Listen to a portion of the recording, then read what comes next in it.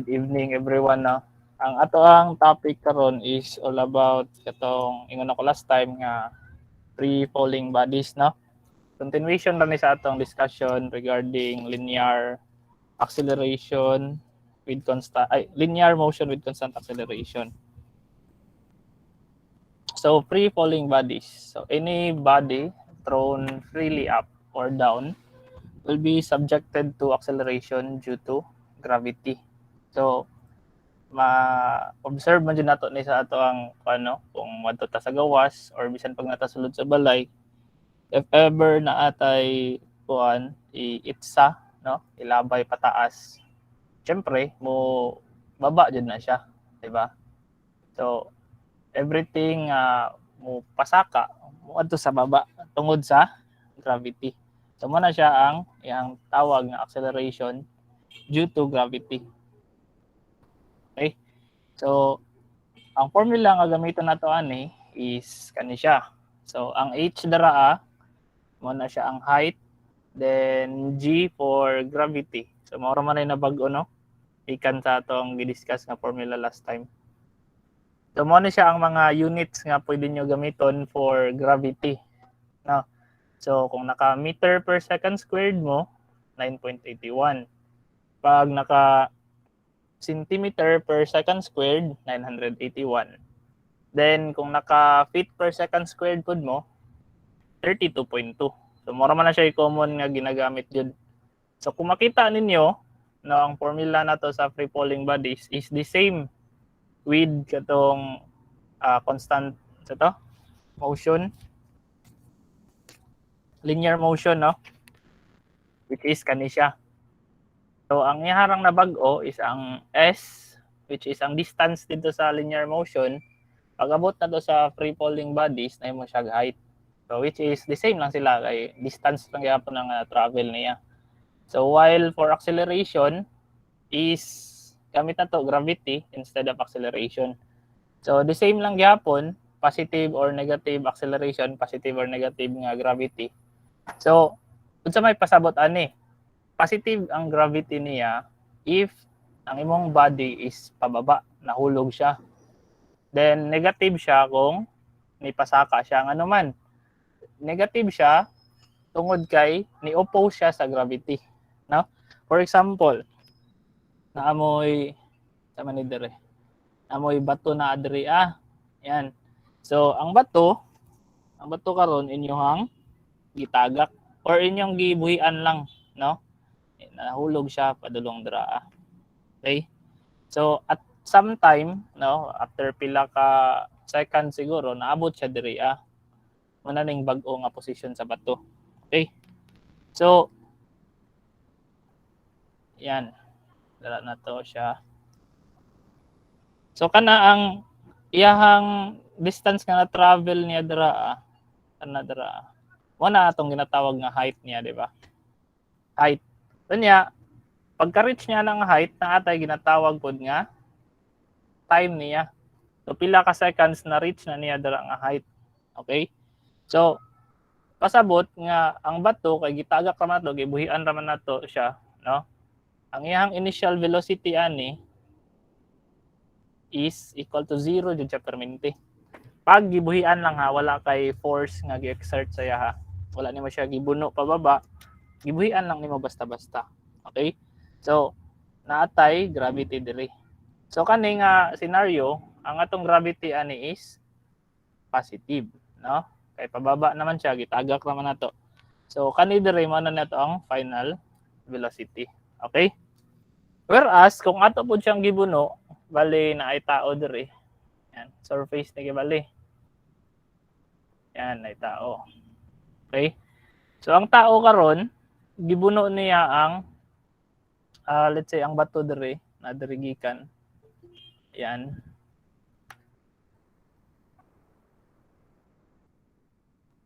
Tapos, yang gibuno pasaka.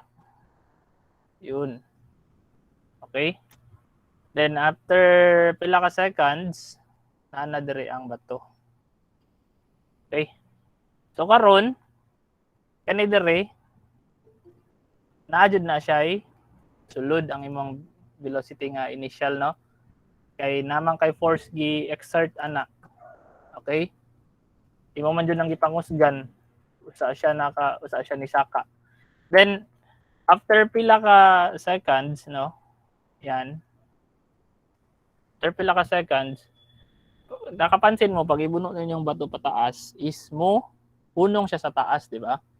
So ang V final niya or final velocity niya dra mao na po is 0. Then ang imong gravity karon is negative. Yan. So ang kanang height niya dra gikan dra to dra. Yan. Mao na siya imong h. Okay? So yan na lang siya ang concept niya. So later on siguro sa exam na ninyo, no? Naay question ana siya nga ang bato gilabay sa tao, then pila ka seconds usa siya ni balik sa yaha. Bali isaka ang bato, ayan, yan ibaba naman po na siya, no? So nana diri ang bato karon nga bag-o. Ayan. So na siya T2 ay dili. T2 na siya.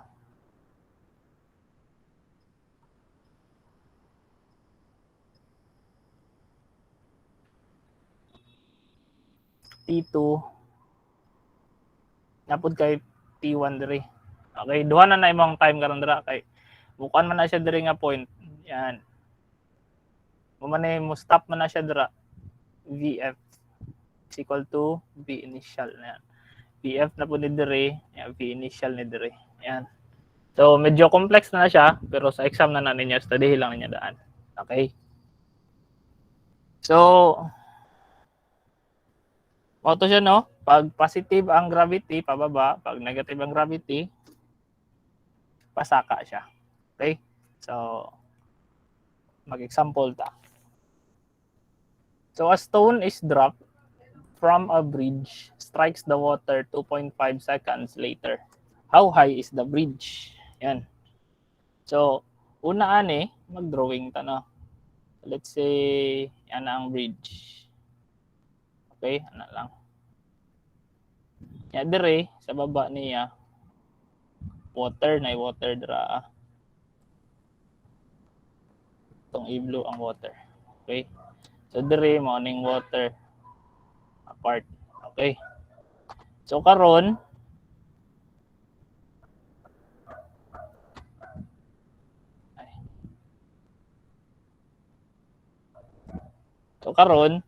naay tao dire sa bridge kani siya.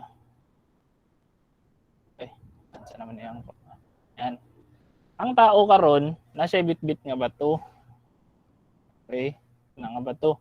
So iyang gibuhat, iyang gitagak ang bato. Tak.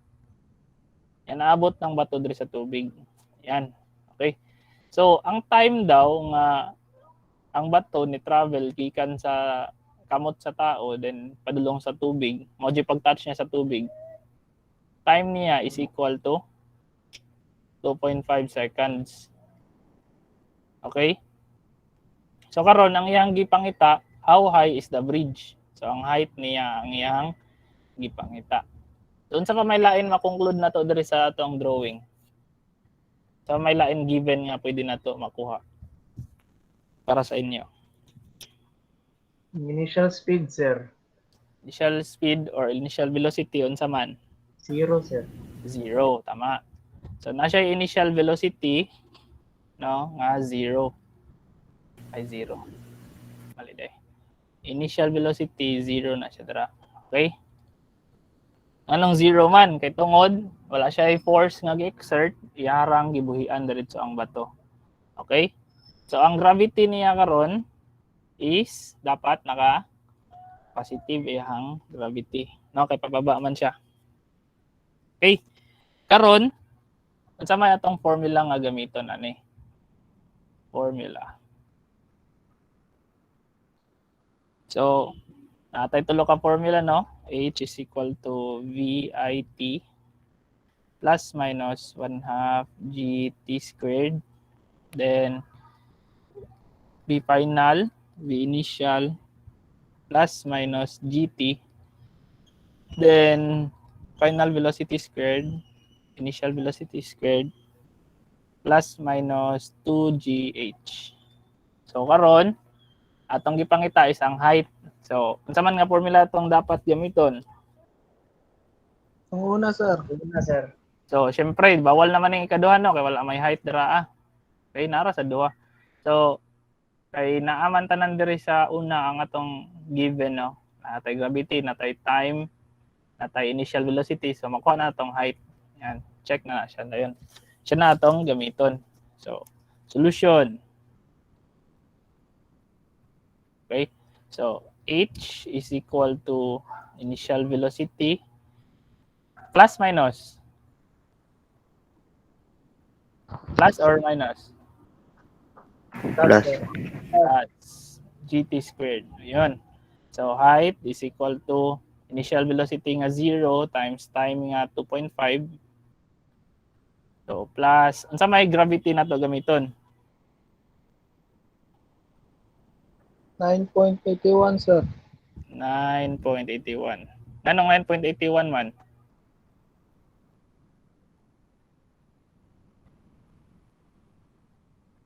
Ano 9.81 man atong gigamit? Gravity sa Earth, sir. Anong dili man katong 32.2? Anong dili man tong 981?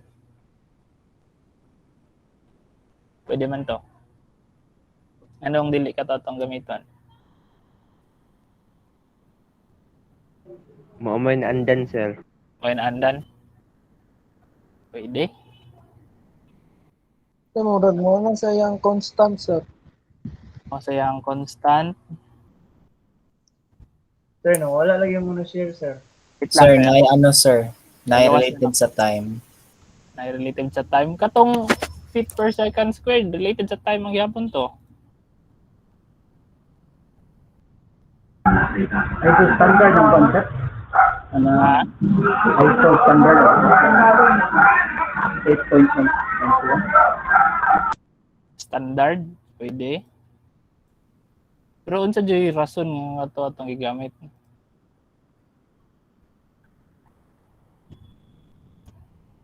Tay ka dira karon. Oral recitation nato na oral recitation.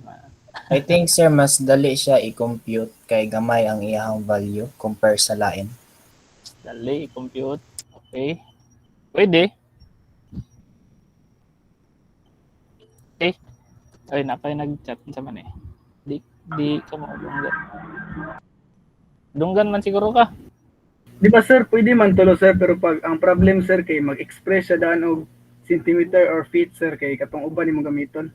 Oh, tama. Pero kani wala may mention nga centimeter or feet. Nya, kung kani man natong gigamit. Unsa siya, sir, kanang 9.81 kay same siya sa acceleration na 9.81 meters per second square, sir. Okay, sige, ano na lang. Sir, So, gigamit na to si 9.81, no? Tungod kay, wala lang, gigamit lang na to. Diba? Mao man gyud nasa choices. Ana lang na siya. So, kung inyong nasa choices, aning kuan is naka-feet per second or naka-feet ang iyang height, no? Siyempre, inyong gamiton katong 32.2. Yan. So, kani, wala man siya i-specify unsa tong gamiton. So, depende sa inyo sa inyong gamiton. Okay? So, wala siya kuan. So, sakto ta niya mga answer gaina nga pwede kailangan feet per second. Kung feet per second naka-feet pod ang inyong mga given, ana, sakto to siya. No? Sa kaninga part lang is wala man tayo gi-require. So, dili na lang ta sa kung asan anda na to nga 9.81. Okay? So depende ra pud na sa nasa choices sa basin gamiton yung 9.81 nya naka-fit day siya dito. Okay? Kuha. Kuha, sir. Yes, sir. Noted. Okay. So ato siyang evaluate no 2.5 0.5 squared. Okay? So ang answer niya karon is pila man? 61.31. Yan. 61.31. Nakaon sa man ni siya? Meter, sir. yes, sir, meters. meters. Pero dili na siya 61 nato yung nalimtan, no? 1/2 din ni dire. Yan, 1/2 ni dire. 1/2 nalimtan na to. Okay, so divide to na lang nato. So naka 30.65 siya meters. So naka meters. So 30.65.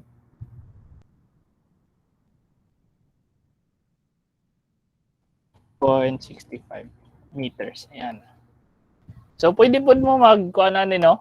Atong feet, kung feet ang ipangita. So, diretso lang ninyo, 1/2. Yeah, din na 9.81, 32.2 na. Okay? Yeah, 2.5 squared. So, ang answer po niya kung naka-feet is 100 feet. Okay? So, depende ra dyan na unsay nasa choices. Na? Okay? Kuha ninyo? Yes, sir. Okay. So, move ta sa atong isa ka example. A ball is thrown vertically upward with an initial speed of 80 feet per second. So, how long will it take for the ball to return to the thrower? And mo na akong ingon gaina, di ba? So, suppose this is kuan na to, ground, no? Naay tao dire. Yan. Naay bula dire. Yan. Okay. Unya, yang gibuhat, iyang gilabay. Ito yung question. How long will it take for the ball to return? So, iyang gilabay pasaka. Yan. Diba? Pag-abot dire na punta dayon, ni baba na pud siya. So, nibalik ra siya na lang. Okay? So, ang final velocity niya dire is equal to, pila man eh? 0. Zero, sir. Taas, okay? Ang initial velocity niya karon is equal to 80 80 feet feet per second. Okay. Sunod sa may line given. Maura? Yung gravity, So, sir. wala tayo. Gravity, sir. Time, ang gravity niya is sa itong gamiton.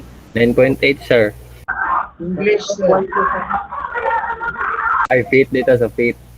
32.2 ta. Diba? Yes, Okay. sir.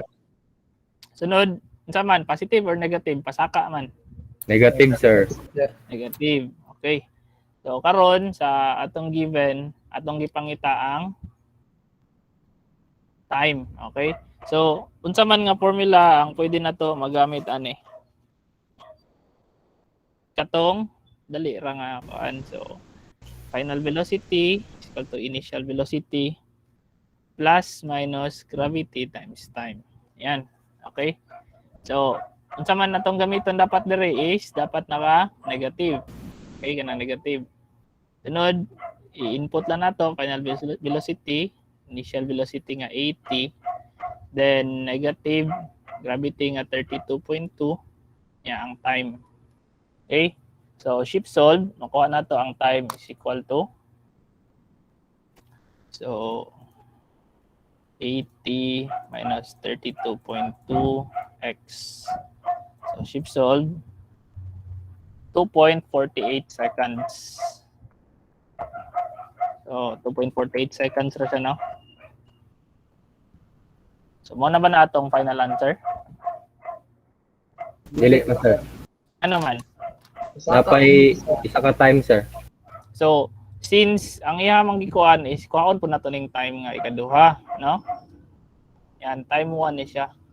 So, kung ato na siyang ikon sa theory, kung wala siya yung mga line factor, no? Nga ni sagabal sa iya, ang time nga ni gisaka niya is the same with the time nga iyahang pagbaba. So, ato rang buhaton, T total, time total is equal to 2 times time lang. Okay? So, T total is equal to times 2 ron nato ni. So, 96, sir. lagi na iko, no? Ay, kuha niya dito. Na lang. 4.96. 96 seconds. Okay? So muna na nga to ang final answer. Okay? Nakuha na eh? Yes, sir. Yes, sir. Ang uban? Nakuha sa uban? Nakuha sir, nakuha sir. Okay, so for our last example, medyo lisod-lisod, para challenge po sa inyo.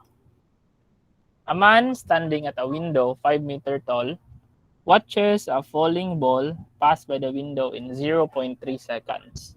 How high above the top of the window was the ball released? Yan. So let's say naada tayo window dire. Yan na. Okay? So naday tao dira nga nagtindog, no? Dire, let's say dire. Siya dira. Okay, syempre, anak man na dira. Okay? Yan. So, ang tao, taasa sa tao, no? Yun. Yun. So, nakakita daw siya, no? Ug bola, dire ha, ang height ani is 5 meters. 5 meters. Okay? So, nakita siya bola, gikan dire. Yan. Niya, nilabay siya dira sa window lang. Dire na siya. Yan. Yan.